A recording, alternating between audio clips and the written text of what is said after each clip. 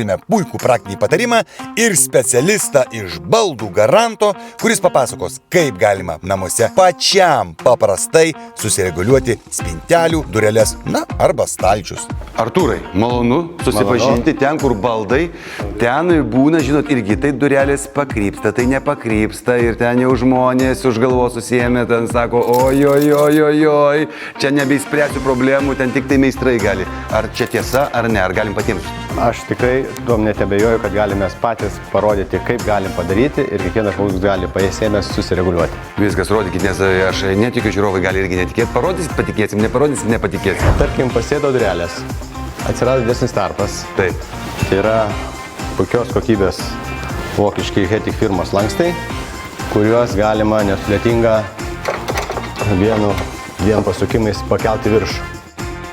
Būna dažniausiai taip atsitinka, kad tarpas viršui vienas, o pačioj, tarkim, viskas susiglaudžia. Tai tos duris galima drąsiai pasukti. Su koja nepadėtų? Su koja nepadėtų, bet... Yra paprastesnių būdų.